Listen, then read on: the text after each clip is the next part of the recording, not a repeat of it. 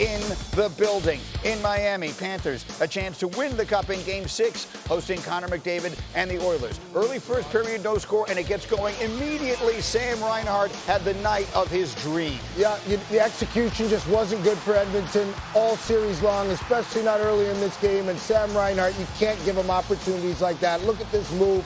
Walks around Evan Bouchard, exposes Ekholm, and puts it in the back of the net, Greeny. 1-0. Now we're 3 minutes in the second. Panthers up 2-0. Is this on the goaltender Skinner here? Not in my opinion. Yeah, maybe they want him to grab that puck, but they spent 3 minutes in their zone, Greeny, grinding them down, pounding them down, exhausting them before there's a backdoor tap in. Edmonton just wasn't good enough in front of him. It was Reinhart again, and so now as they're polishing up the cup, Panthers in full control, up 3-0, 7 minutes in the third. Oilers pull the goalie, the net is empty, and it's Reinhart again with everyone's hats coming on the ice. His fourth consecutive goal. He had 4 consecutive goals in 4 consecutive games, and 4 goals in this game. He was absolutely dominant.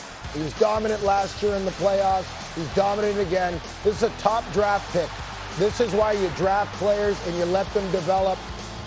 What a game by Sam Reinhart. What a performance by the Florida Panthers. 4 goals, tying the record for most in a Cup Final game, held by Maurice Richard in 1957. That's McDavid. He'll have to wait for another day. The Panthers lift Lord Stanley's Cup. They win Game 6, 5-1, and so they are back-to-back champions. And let it be said, what the Panthers have done in a market where the water does not freeze at any time of the year is simply remarkable. They came into the NHL in 1993. In their first 28 years, they appeared in 1 Cup Final and were swept. In the last 3 years, however, they've made it to the finals every season.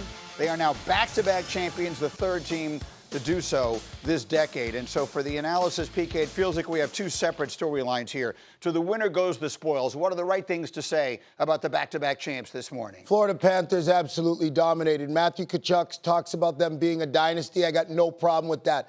3 Stanley Cup finals. Listen, winning back-to-back Stanley Cups, Gary Bettman said is impossible. I think going to 3 Stanley Cup finals, just 3, not even winning, just getting there is impossible.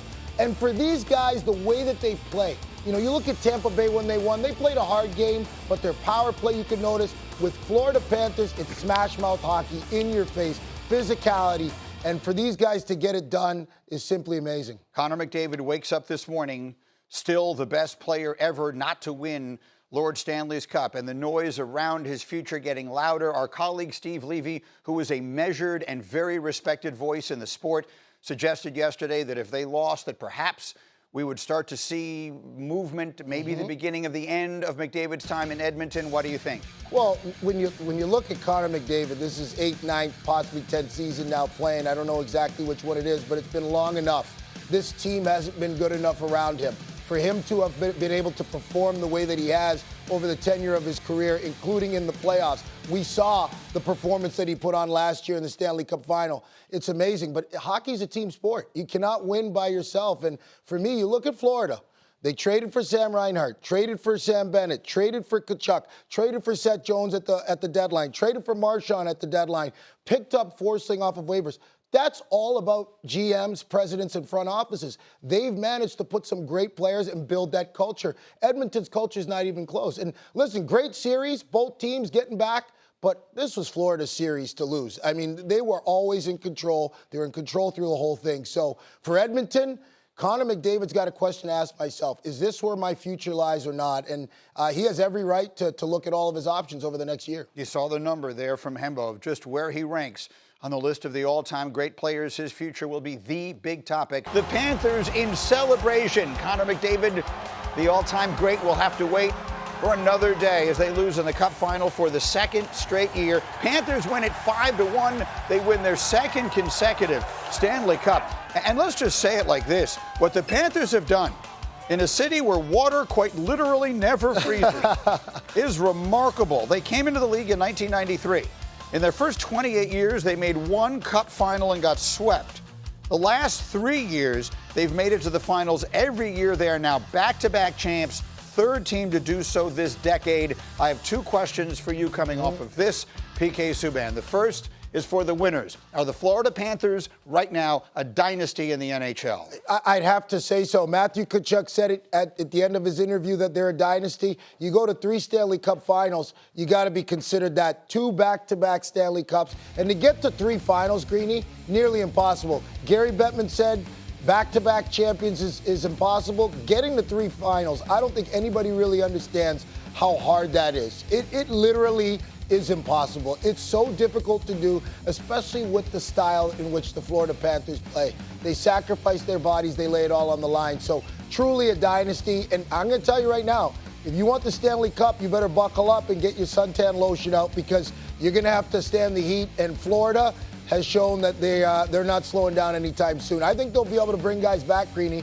I don't think they're going away. So that's the winning side. On the other side, a generation, maybe at this point 2 generations ago, the Edmonton Oilers traded away a national hero. They traded away Wayne Gretzky in a move that will live in infamy really as long as the game is played. I'm starting to hear a lot of rumbling and noise, and our colleague Steve Levy, who's a very measured and respected voice in that sport, brought it up yesterday. Could we have seen the last of Connor McDavid in an Oilers uniform?